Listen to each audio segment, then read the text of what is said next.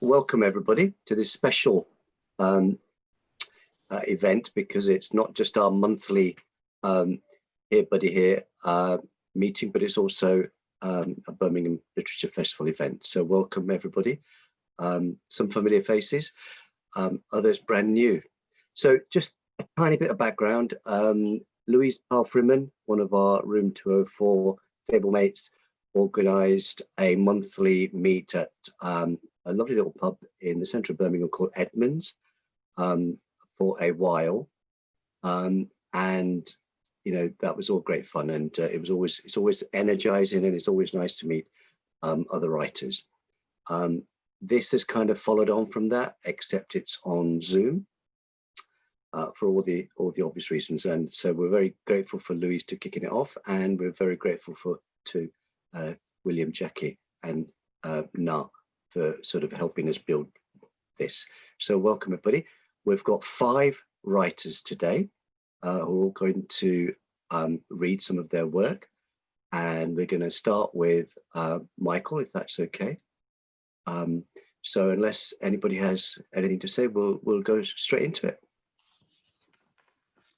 Thank you very much, Ashok.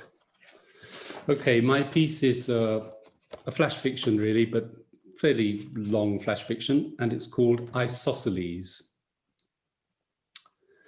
He had laid out all the pieces symmetrically on his spotless tarmac drive. He surveyed them now, wondering how he had ever figured out how to assemble the thing. He stood on the pavement, taking a breather, facing back towards the house and the open garage, looking down at the array of stanchions, bars, and brackets. It must have come with detailed instructions he would have followed with slow care, though he has no memory of doing so. And this would have been long before there was YouTube for help. Here were all the essential metal parts, the structure that held everything together, but not the cushions, worn and mouldy, or the rust-stained canvas canopy that wrapped the top and sides and used to make it cozy, private almost, sheltering them from a too fierce sun or a breeze the chilly side of refreshing. He knew nobody would take those tired fabric items, the softer parts easily replaced by new furnishings in some colourful, jazzy pattern. Too bulky for the dustbin, he'd have to take them to the tip. But everything else was here, seat, back, tubular frame, set out like one of those exploded diagrams, showing all the separated parts distributed to where they fitted in the finished article.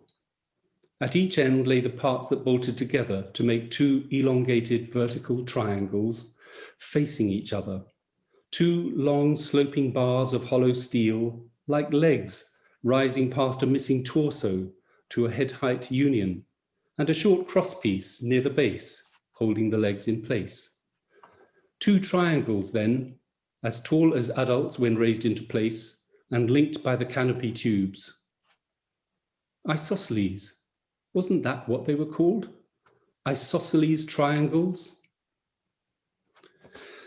He hadn't spoken to a soul all day, and out here on the street, no one had come past to comment during the hour he'd spent carefully positioning the metal components, as he must have done all those years ago when he first assembled it on the patio, the late May sun declining, and the 6 o'clock news pips reaching him from the radio in the kitchen where Pauline was making them 2 large G&Ts. Their inaugural sit, she had said. Baptizing it in style, he had said, and they had laughed. How often they had sat in that swing with a drink, not saying much, listening to the magpies chatter, admiring whatever in the garden was then at its best, sharing the twilight. Out of habit, he had put on his neat blue overalls and work boots to complete the task, and wondered now why he had bothered, since there was no risk of stains or grime. He'd only have to change out of them again. Or he could leave them on until bedtime, eat his dinner and watch television in them. What did it matter? No, he'd change. He'd always been systematic and orderly. What was he thinking, going to all this trouble? That the free cycle person he had given his address to would actually use it as they had, with replacement cushions and a cover? Who was he kidding? More likely, it'd be a scrappy with a flatbed truck, the engine left running for the 2 minutes it would take him to toss the lot in the back, any old how, like a jumble of old bones, alongside the push mowers and edging tools, then grinding the gears and taking off. Isosceles. As he walked up the drive, a laugh erupted from him. When had he last heard that word, let alone used it? Not for 60 years, probably. Not since his school days. A lifetime ago. Iso, same, skellies, legs, identical legs. The maths master who told him these words, Mr. Winfield, Moomin they called him, a strangulated high-pitched voice, though an unexpected meaty backhand to the head from him made even the toughest boy's eyes water. That time the fifth formers somehow carried his new Mini into the gym and left it there on April Fool's Day. The things the brain is capable of, the astonishing sparks of memory that even he could produce, remembering the long ago and in the remembering, cherishing it. He approached the house with a spring in his step, thinking for a second how tickled Pauline would be when he told her about the word isosceles popping into his head.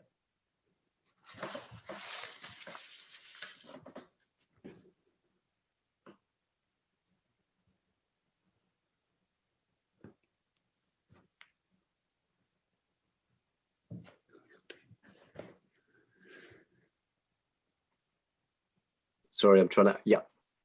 Michael, that was fantastic. Thank you. Can I just ask, you've just recently retired from being a professor of English at the University of Birmingham.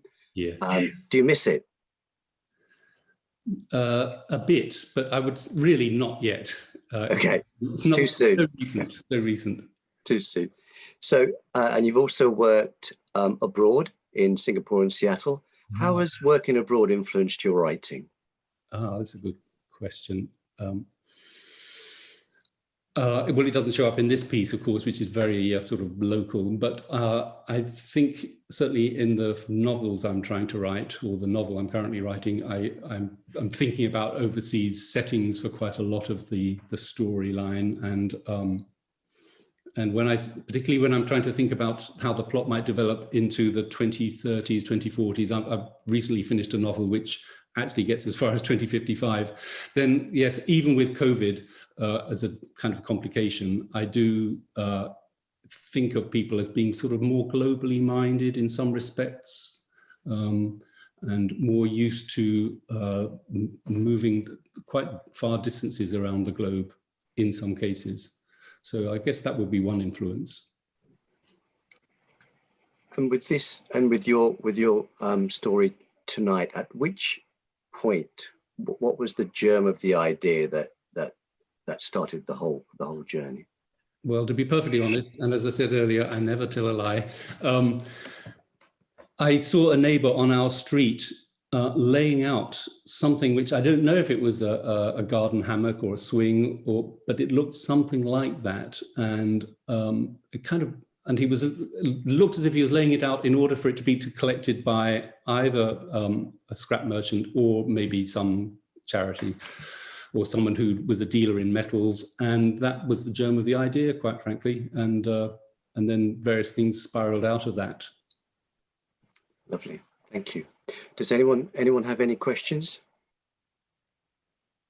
Shall we move on to Kate? So talking about traveling, Kate has actually worked on 3 continents, so she beats you hands down, Michael.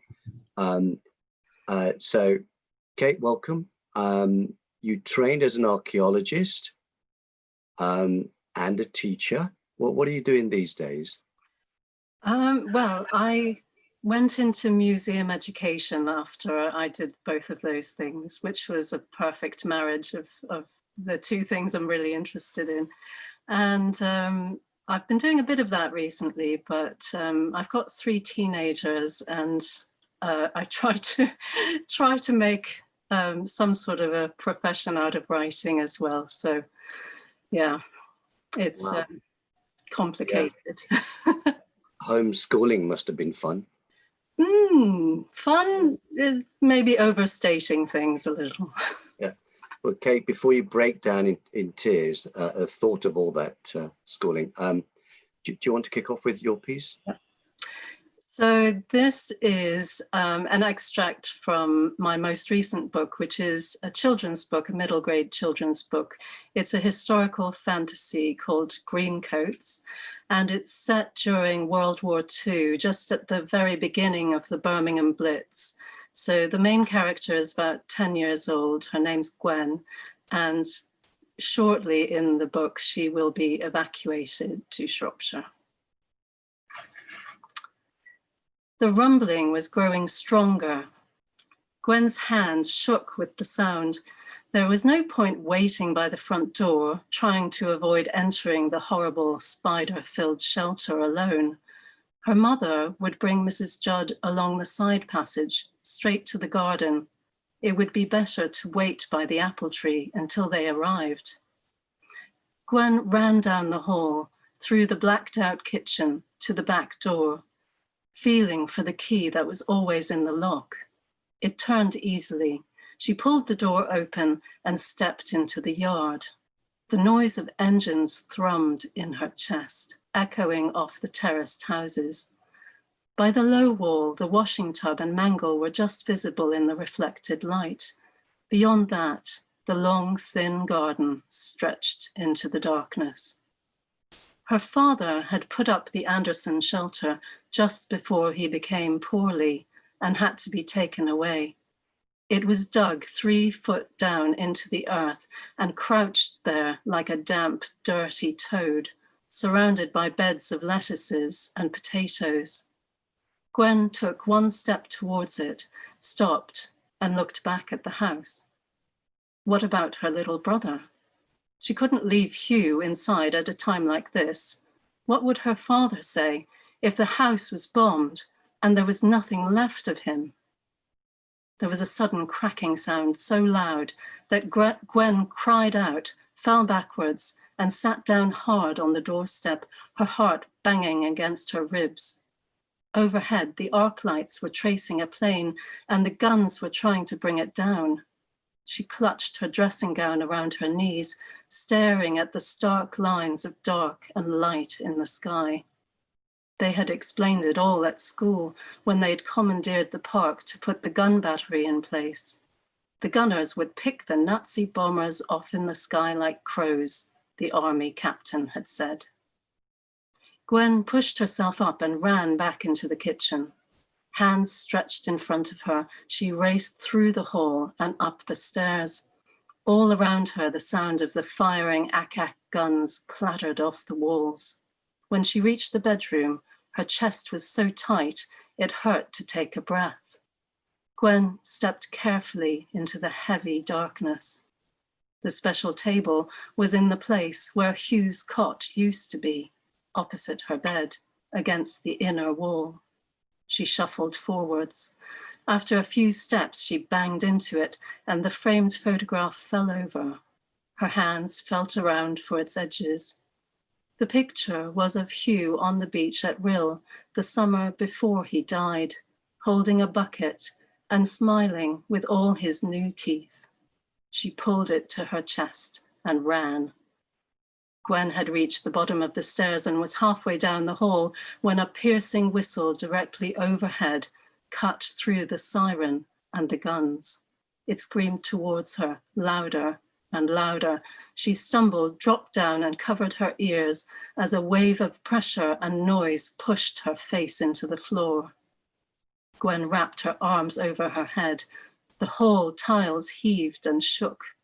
For a moment there was no air. There was no noise. Something had sucked it all away and was pressing down on her chest, crushing her. And then the air came rushing back as if a dragon's hot, searing breath had roared into the house. Everything was crashing and splintering. The timbers of the stairs groaned. Gwen didn't dare open her eyes. The storm of noise gradually died, and all she could hear was the thudding in her chest. The rest was muffled, as if a giant cloud had descended. Thick dust was falling, making her cough. Gwen covered her mouth and raised her head. She couldn't see anything except one beam of red gold light through the dust. It was flickering through the hole where the glass pane in the door had been. Gwen shook her head and her ears popped. Someone was screaming in the street, and there was the new sound of a huge crackling fire. Stop there.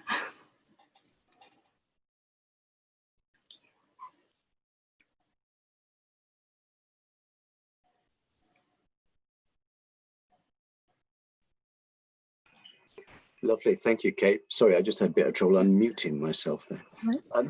So, Kate, how important is history in your life? You've written a novel in the 13th century, a novel 1940s. I'm guessing that history is plays a major role in a major influence for you. It does. When I was very young, I decided I wanted to be an archaeologist, and really I was only interested in things that happened a very long time ago. And when I started writing novels, I thought that medieval was about as recent as I was willing to get. But I was very surprised recently to start to be inspired by World War II. And this is the second story I've written set during World War II in the same period, about 80 years ago, 1940. And yes, I'm really enjoying that side of it. But at the same time, I'm also writing, or trying to write, another novel set at the start of the 14th century. So I'm keeping my hand in with the ancient history as well. And it must require a tremendous amount of research before you actually start putting your story together.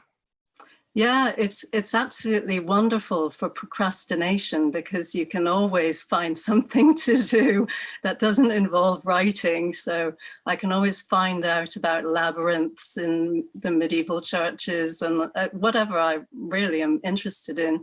There'll be about 15 books I need to buy. Yeah, it's a long process, I think, but I really enjoy it. It's very fascinating. It's helped me to look at landscapes in a completely different way, and also to think about characters differently, because they obviously have different influences on them, but fundamentally were operating with the same human instincts. So yeah, it's an interesting combination. Do you have a series of stories lined up, or do you think of one story at a time? I tend to have lots of different ideas, but I'm committed to finishing my medieval trilogy. So that's really the next thing I need to properly work on. And this children's book came as a bit of a surprise, but I think the children's book could be a series as well. So I'm sort of making work for myself. and then I've got another idea for a story about a young archaeologist. I wonder why. And yeah, so I'm just looking forward to perhaps having a bit more time to spend without lots of distractions from homeschooling, that sort of thing. And then maybe I can get on with it a bit better. Lovely, thank you. Does anybody else have any comments or questions before we move on to, yeah, Nadia?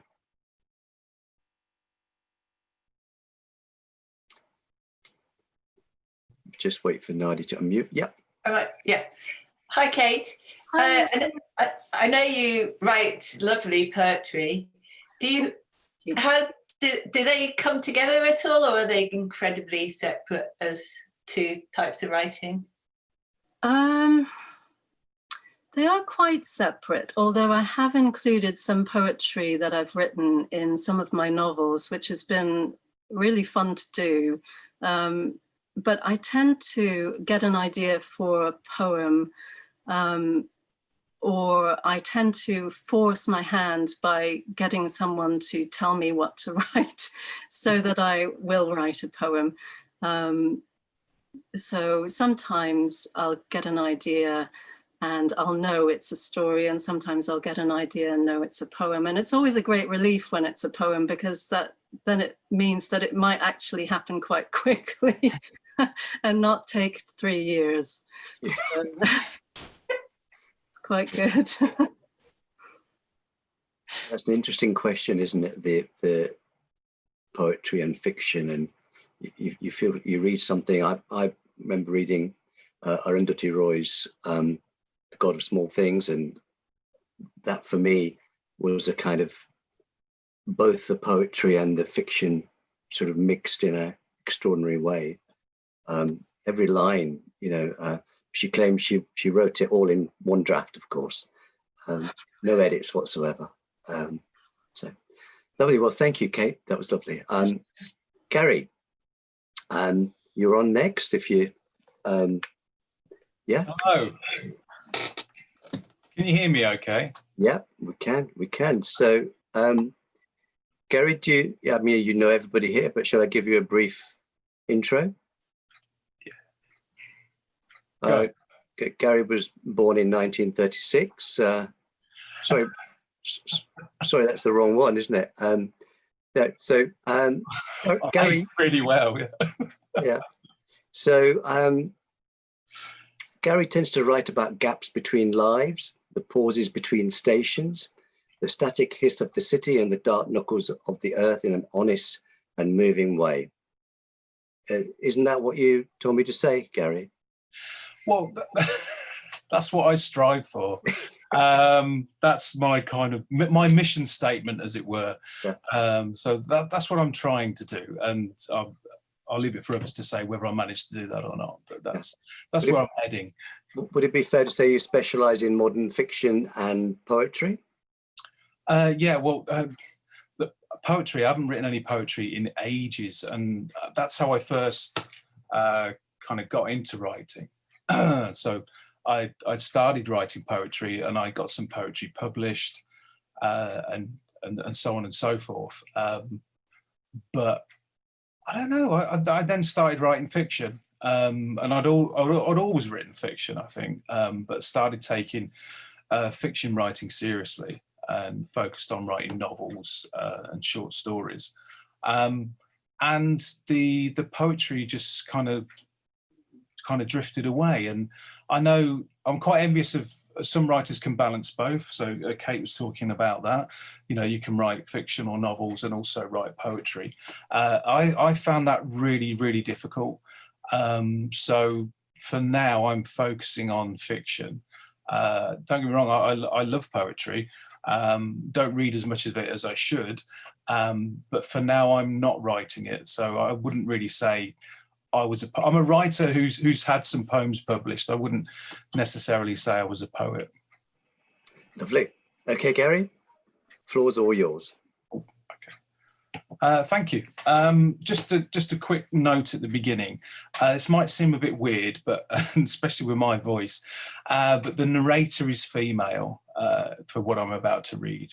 So you're writers, you've got amazing imagination. So just imagine that it is a woman reading this and not myself.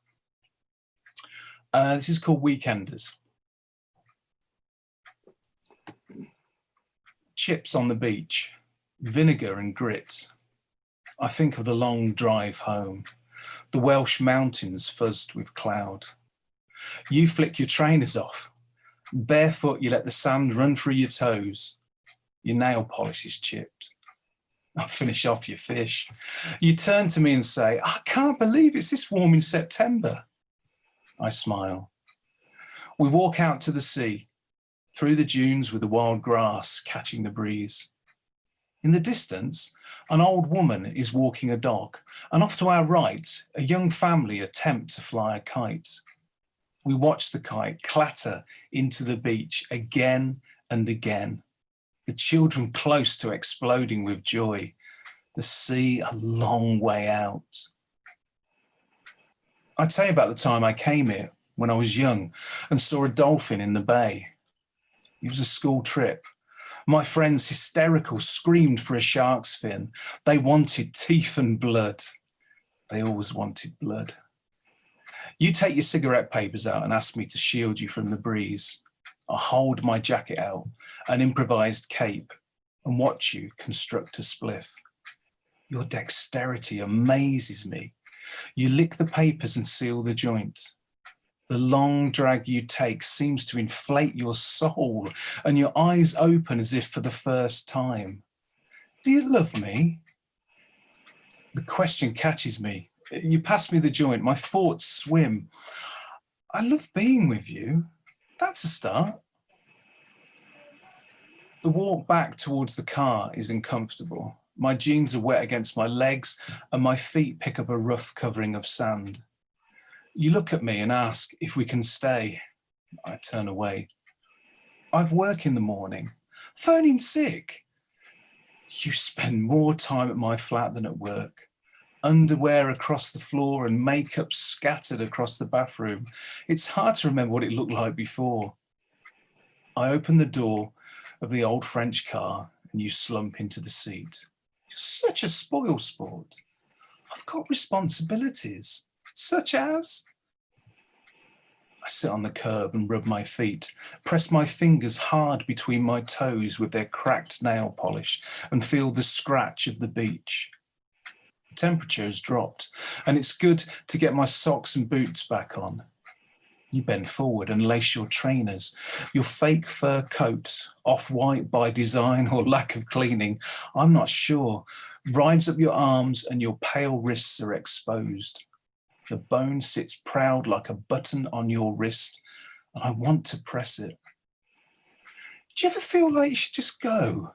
Forget everything. Throw a few things in a bag and just leave. Head somewhere where nobody knows you. Large, dark brown eyes, a small snub nose, and lips to kiss all day long. Pale alabaster skin and hair like jet. Are you listening? You can't be that stoned. I did, I say. What? I did leave. I start the car and you shout, first time! I let it run for a bit and open the heater up full. You pull your bemused blowfish face when I tell you what I'm doing, and I explain that it's really just a vent to the engine. There's no fan. The glass steams up and I open the window flap. Click. You turn the radio on. Static hisses from the small speakers under the dashboard. It starts to rain. There are dull thuds against the canvas roof alongside sharp metallic pings as rain hits the car's body. I remind you for the 100th time that I will never play Roxette on the stereo, and you opt for the Pixies tape instead. That's me done. Thank you. Silent applause is visually so wonderful. Which seaside town was that based in? Well, this is it. So that story was originally called Barmouth, and then it was called Arousal, and now it's called Weekenders. So it's set in Barmouth, and it's based on. It's not based. It was inspired by a real event. So years ago, I was in a colourful relationship, and me and my partner at the time got up one day and we drove all the way to Barmouth, and we literally had fish and chips on the beach and we drove back, and that inspired that story. So I remembered the bit where we sat on the beach and we had fish and chips, so it kind of came from that. And I know Barmouth quite well. I've got friends that live there, and because it's so close to Birmingham, it's quite easy to get there. So yeah, it's been through a number of, as all stories do, a number of shapes, as it were. But it was always you write as a woman character. No, so for that story, yes, and it becomes more apparent as the story comes on. It's a slow reveal. I mean, if you're a female writer, it would probably be more obvious that it's a female character, because generally male writers write about male characters quite well and are terrible at women, and women are quite good at both, which is very frustrating. So, you know, but as I wrote the story, it became apparent to me that it was a same-sex relationship, and it didn't start out that way. So it evolved along the way. It seemed, and this used to really annoy me about writers, how stories take on lives of their own and characters do things that they didn't expect to do. What a load of nonsense. But it really, really does happen. So when I was writing that story, it just felt right that it was the same-sex relationship. So that's how it evolved over time. And as the story goes on, because sorry, that was an extract from a longer piece. As the story goes on, it becomes more apparent that there's an age difference with these two people, and one's quite open and ready for this, and the other person isn't, and there's other stuff going on as well. But it's one of those writerly things that you only really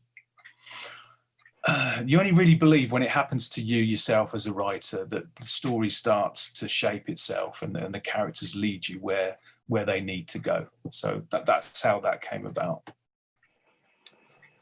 Lovely. And in terms of, was the mention of Roxette's a way to place that story in time, or just thrown in there? Yeah, no, for me, Roxette places it in a certain time, so kind of mid-90s, I think.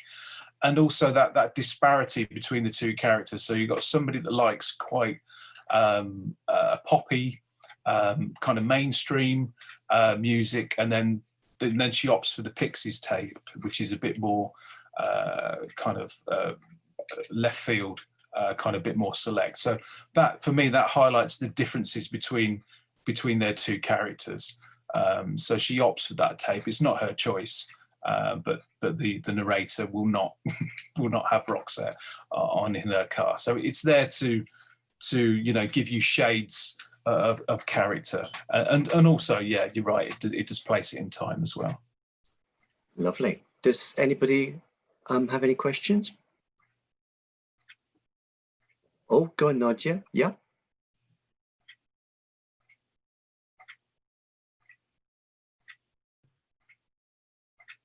Hi, Gary. Hi, yeah. I've been lucky enough to read the whole of the story, but so I wanted to ask, because am I right in thinking there's a bit of a time travel thing that goes on in it? It might feel like that. The narrator's an unreliable narrator, so there's a weird experience, isn't there, in the woods? Is that what you're referring to? Well, there's a car that goes off the road, and she goes past it, and then it's not there. Yeah, so it's. And also, she goes into the house, and there's all these like 1960s clothing or something as well. So it's like. Yeah, so it's, for me, it's, and this is so frustrating, isn't it? I wrote it, but in my head, it's a kind of. There's a sniff of magical realism, but for me, the narrator is an unreliable narrator and has issues with reality. So it's her kind of perceptions that the house that she goes to, and sorry everybody, because we didn't get that far, but is a kind of, it's an idyll. It's kind of somewhere where she could see herself maybe settling down with her partner, and when she gets back, the car's gone, the partner's gone. And it's like, well, what is real? Did that really happen? As a relationship already ended? So I imagine my writing, or this writing in particular, could be quite frustrating for a reader, because I don't explain everything. I feel for me it's resolved at the end, but as a reader, please tell me differently. It may be frustrating, but for me, that's where it felt for me that the story had to go. So time travel, I like that. I hadn't thought of that. That could be another explanation. So I'll put that in my back pocket for later, maybe. So yeah, sorry about that. Thanks. Thank you, Gary. We'll move on to Santoshi, who's a northern lass from Lancashire. Lived in Blackburn for many years and then moved to Birmingham in 2012, Santoshi. So that was a big move up for you, really going up market there. We've got everything here, electricity, water, you know. So just a couple of things about Santoshi. She is part of the Tamasha Playwright Group 21819. She's now part of the Birmingham Rep Theatre 219 Right Away course. Santoshi, your piece today is fiction, is it? Yes, for children. Lovely. 5 to 8 year olds. So early readers. Thank you. Shall I read? Yep. Okay. So this story was originally 15 minutes and then it's become 10 minutes and now it's 5 minutes. So this is the first draft of the 5 minutes. So just, forgive me. So this is called Druv's Magical Land. Druv was just about to put the final piece of his jigsaw puzzle down when he heard his big brother Dhiren making a fuss. My friend gave me these sweets for his birthday, Dhiren squawked. The sweets have beef in them. Hindus don't eat cows, replied Mum. That's silly. We eat eggs in cake. Why not cows? I want to eat all the animals and sweets I want, he yelled. Don't be silly, or no one will have a treat today. Remember, treats for all or not at all, said Mum miserably. Druv wanted his treat, but Dhiren was still reaching for the packet of sweets. There was only one way to solve this, and so Druv closed his eyes. It was time for yoga. He breathed in and out, and soon his hands were feeling lighter. His feet felt like jelly, and his body began to feel like it was floating up. And suddenly, whoosh, the wind carried him fast but gently through dazzling waves of energy, back in time. He had landed in Gokul in the ancient lands of India. There he saw his friend Govind, who was untying a baby calf. Dhruv said, Govind, I have a problem and I need to solve it. Govind looked up and said, Look, this baby is crying because he's hungry. It needs to be with his mum. Dhruv saw the baby calf run to its mummy to drink her special milk, glub, glub, glub. Govind untied some more calves, but this time Dhruv helped him. Just then the grown-ups came. Govind, what have you done? You're in big trouble. Oh dear, if King Kunz doesn't get his milk, he'll take all our cows from us, screeched a villager. Shouldn't greedy King Kunz be in trouble? Govind said. Would you like it if King Kunz took milk off your children? The calves are children too. The villagers shook their heads, and Dhruv and Govind went off to play. Dhruv asked again, Govind, I have a problem and I really need to solve it. Govind pointed to a magic cloud to show Dhruv the city of Mathura where King Kunz ruled. No milk, the king screeched. Right, soldiers, you, and you, go to the village and bring back every cow they have. That will teach them to take away my milky wilky. I mean, a king needs his milk. Yes, King Kunz, we'll get your milky wilky, your cows, all your cows, the chief soldier said, puzzled. The cloud disappeared and Dhruv turned to Govind. Oh no, now the soldiers are on their way. Govind, I really do have a problem and I need your help to solve it. Govind smiled and this time took out his special flute to play music, and Dhruv looked at him confused. Each musical note came with a certain energy that attracted those who understood it. Just then, a cow entered the field, then another and another, as they heard the sweet sounds of Govind's flute. The soldiers arrived in Gokul. They looked for the cows here, but Govind moved over there. They looked over cows over there, but Govind moved over here. The soldiers became hot and bothered. The villagers were scared, but then they heard the chief soldier say, It's not our job to look after cows. This is ridiculous. And the soldiers returned back to the king. The king boomed, you couldn't find some cows. Right, that's it. No more Milky Wilky for you, you and you. Go straight to jail. He didn't want anyone to know that his soldiers couldn't even find some cows. The villagers found Govind surrounded not only by cows and baby calves, but other adorable animals and beautiful birds too. Dhruv was amazed to see this wondrous sight. Govind said, see, King Kuntz wants milk, but he needs us to get it. He doesn't care about animals like we do. From now on, the baby calves will get their mummy's milk, then us, and if there's any Milky Wilky left, King Kuntz can have that. This time, the villagers nodded. Dhruv smiled. He finally had his answer. And within a blink of an eye, whoosh, he was back home, and instead of the flute, he heard his brother squabbling again. I have a solution, Dhruv squealed.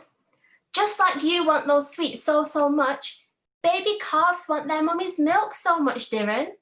Govind wanted to help cows, but King Kuntz wanted to hurt them. We can't be like King Kuntz. We have to be like Govind and care for animals the same. That's what he wanted us to learn. Dhiren wondered, and then he put the packet of sweets down. Mum said, Dhruv's right, actually. I don't say no to birthday cake with egg in because I feel awkward saying no, but I will from now on. How about I treat you both to a visit to the farm tomorrow? We can look at how we get our dairy. Then maybe some ice cream. Dhruv smiled as he knew the last piece of his jigsaw still needed to be solved.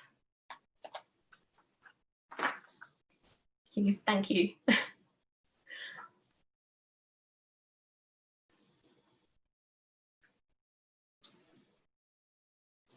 Thank you, Santoshi. Sorry, I'm just trying to unmute myself there. Okay. Santoshi, that was lovely. Thank you. Okay, and so in your playwriting, do you write for children too, or more adult audiences? Playwriting began with adult audiences, yeah. So the first few plays I've written are for adults. The children's stories have been going on for ages before I even got into writing, just because I've been telling my child stories. So that's a collection I've kept without even realizing that I was classed as a writer. So that's happened later on when I've done my playwriting, and then I've said, oh, actually I can put a story together. And then I've gone back to my children's stories, and then I've taken my playwriting skills and sort of etched out my stories to give them a structure. And interesting question, isn't it? The differences and similarities with different genres of writing. I don't know, I'll maybe throw it out to everybody, but is there more freedom with fiction? Because with stage, you're limited by the number of characters, and you're not going to get it produced if you've got 18 characters and 53 different sets. But so fiction is freer, I find, and you're able to. The reason I find it similar is because with a children's book, you do feel a bit restricted as well. So you're right. Yeah, with theatre, you have to think about the actors that you're going to pay for, how the would be. But with a children's story, you still have to think about your characters, and for little children, 6 to 8 year olds, you can't have loads and loads of characters in there. You have your one sort of story arc. So that's what I mean by I found it so similar. If I was able to write a middle grade like Kate, then yeah, maybe I could explore more and put more description and everything in it. But even with children's stories, there's a word count you have to think about. So you are really restricted. Like I said, this is my first draft, and I still need to work on that. So the word count does restrict you. Yeah. I wonder why writers are attracted to different genres. Why would anyone want to write plays as opposed to fiction? I don't know. What draws writers to certain genres more than others? Does anybody have a view on that at all?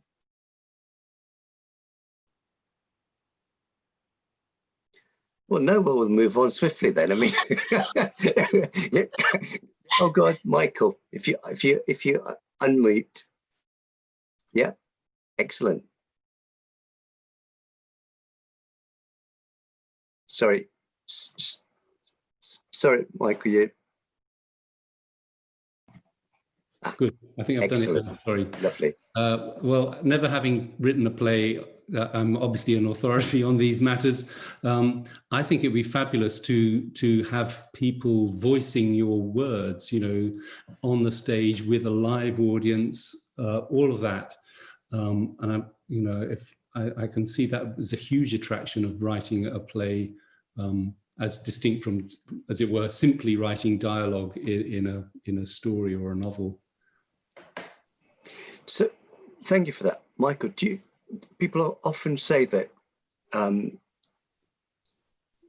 great playwrights seem not to write great works of fiction, and possibly vice versa. Why do you think that is?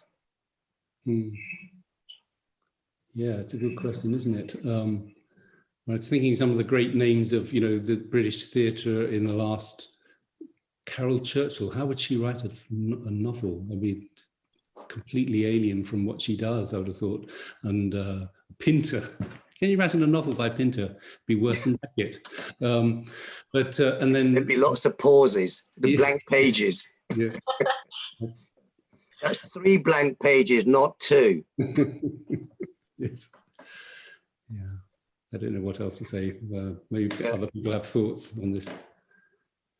Lovely. Well, thank you, everybody. And we'll move on to Dan. Dan, are you ready to? Dan, I admire you for being a stay-at-home dad. Thank you. How hard has that been recently?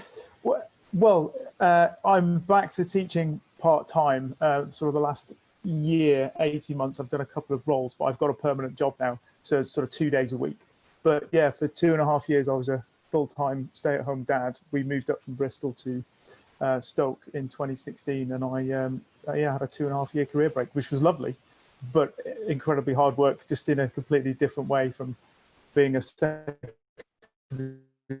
school. That's my day job. So yeah, now I have the best of both worlds. They're both at school now, and I'm working, and I get a bit of time to write as well. Lovely. And you've had short fiction published in the Fiction Pool, Lunate, if I pronounced that correctly, Emerge Literary Journal, and in the forthcoming issue of Reality Break magazine. Yes, a couple of other things in the pipeline, and yeah, I'm still working on the first, editing the first draft of a novel, which I finished about a month ago. So I just sort of editing that. Yeah.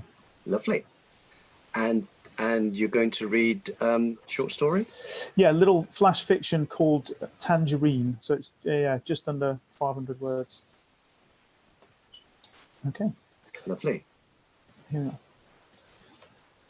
The behaviour of the man opposite is fascinating. He looked harmless when I chose him in the half-full carriage. Normal looking, 30s, clean shaven, smart yet casual, sat at a table for 4 by himself. The risk with wanting a table is getting a talker, table hogger, legroom monopoliser, or even worse, a fidget or incontinent constantly needing me to move. Nice 30s guy had a book, bottle of water, phone, and a tangerine. When I motioned to the seat to ask if it was free, he nodded, eyes glued to his paperback, and moved his feet behind his half of the table. Courteous. I had chosen well. I plugged my laptop in for the 40-minute email frenzy. As I hit send on the first message, he inserted a bookmark and lined up the book with his phone, water bottle, and the edge of the table. All right angles. Precise. When he prized open the tangerine, it erupted with a fizz. Peeling it in one go, he carefully placed the skin on the table and then wiped the juice with the travel pack tissue from his pocket. Methodical. Clean. I couldn't concentrate. My stomach gurgled at the sharp citrus aroma. And when he ate the segments, he didn't remove any pith. He picked up the book with fingertips on opposite corners, carefully avoiding the bottle and foam, then popped pieces into his mouth, ignoring the thick white tendrils on the outside. Odd, I thought. Doesn't everyone remove excess pith? When every segment of tangerine was gone, he repeated the delicate book phone bottle geometry, then tore the tangerine skin into tiny pieces and placed them on the table in a grid, 7 by 7, a trellis of 49 almost identically sized bits of fruit peel. Obsessive. Reopening his book, he proceeded to eat the rind one piece at a time, as if it was the most normal thing in the world. A long tongue stretched from his mouth. I had a split-second vision of it being put to proper use, and each morsel was placed ceremoniously on the end. He chewed deliberately before swallowing, jaw slowly circling, grinding, meticulous. I stopped typing, unable to wrench my eyes away, embarrassed that he must have noticed me staring. By the time I had to get my things together, there was one row of shredded peel left. Time to make up my mind. Hey, I say as coolly as I can. Nice trick with the fruit. He looks up. Have I misjudged? My feel for these things is usually spot on. This is my stop. Here's my number if you fancy a drink. He looks at my business card, then back up at me as I bag my laptop and stand. Patrick, he says, extending his hand, cool to the touch. Tom, I say. His eyes are deep black pools, dizzying, inviting.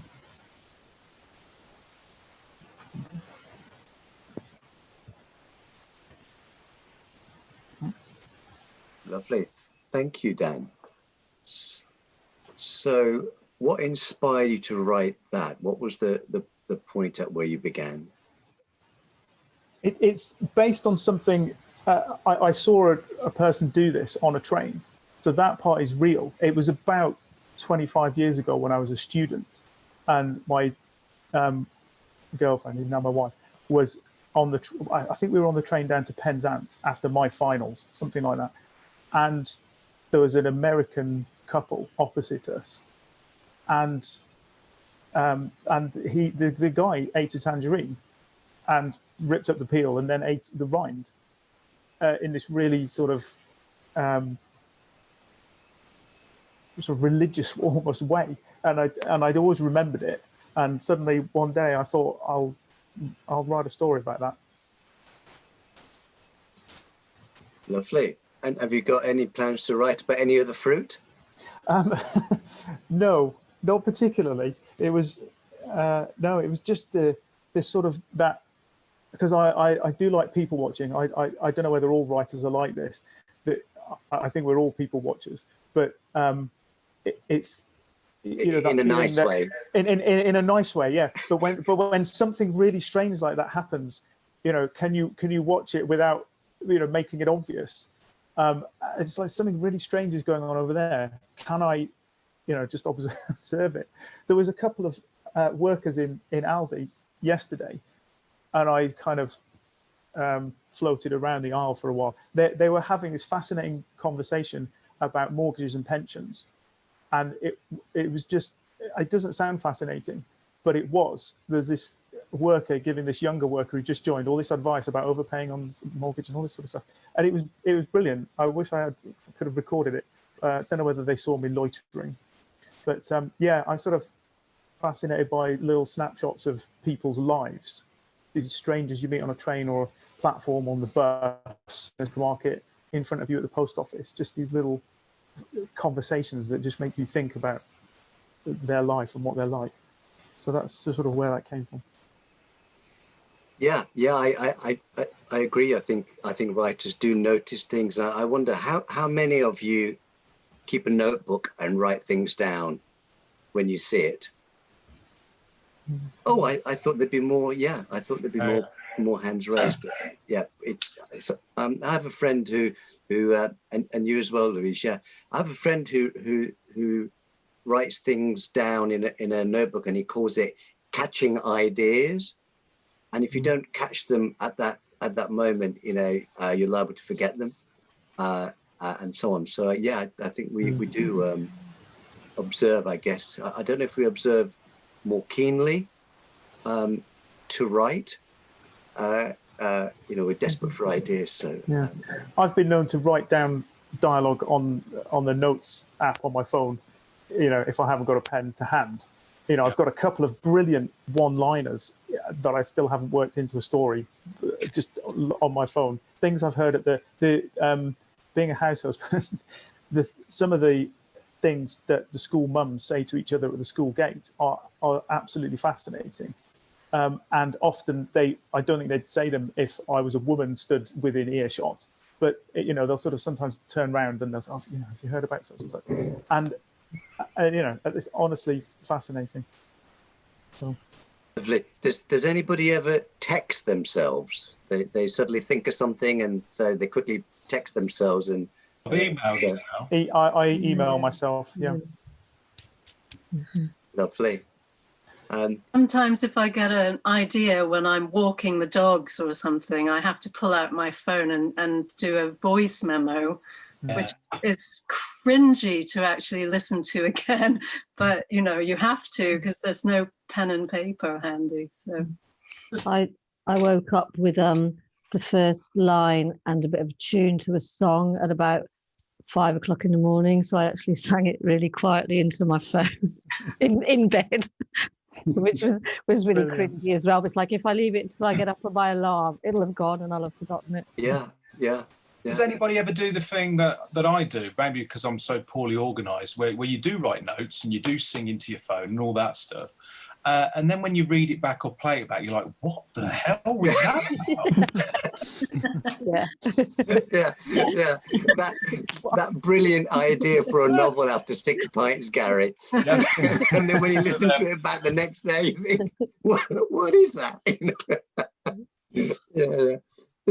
So Louise, you said having an idea as soon as you wake up. Is that something that happens to writers a lot? You know, overnight, you know, things are swirling around, and in the morning that there's the ending to the story, or there's the ending to the play. It happens to me a lot. I dreamt the last chapter of my first novel. I couldn't. The last chapter was, it was no good, and I'd changed it, and I just thought, oh, I'm going to leave it. And I actually dreamt it and thought, oh, that's it. So wrote it as soon as I woke up. So I do.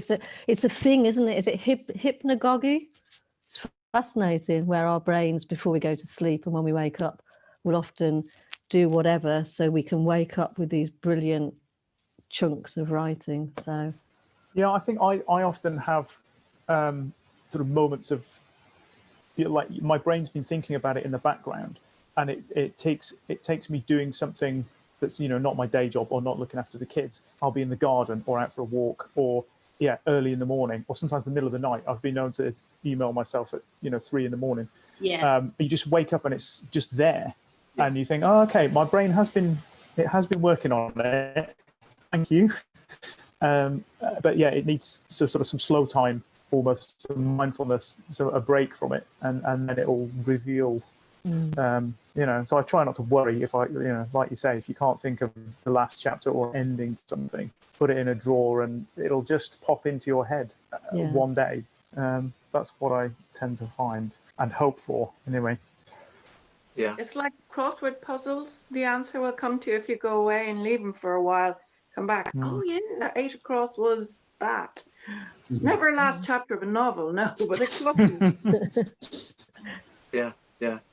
So presumably that's what the age-old saying, sleeping on it, kind of means. It just give it time for creativity to for the ideas to swirl around, and and that, maybe there's a sort of on the back burner. You're constantly thinking about it at a sort of a deeper level, and then out it pops.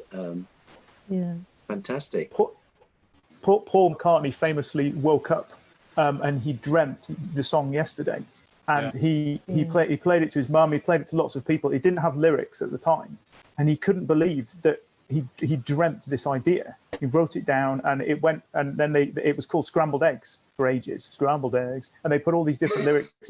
There's bootleg tapes of this song called Scrambled Eggs, and it took 6 months. He was playing it to all these musical friends. This has to be a song. I can't have dreamt this. And his brain had he woke up one morning with yesterday in his head. Yeah. It's just fascinating how our brains work. Yeah, it's fantastic. Everybody, it's been a pleasure. It really has. It's been an honour to talk to you all. And I want to thank all our writers, Michael Toolan, Kate Innes, Gary Fletcher, Santoshi Man, and Dan Shooter. Thank you very much for giving us much joy, and everybody else for pitching up for this special event. And we do hope you'll join us again. And thank you to William Gallagher and Jackie Rowe and Nadia Kingsley for organising everything and making this happen. So thank you to Writing West Midlands and to Birmingham Literature Festival for having us on today. Thank you very much.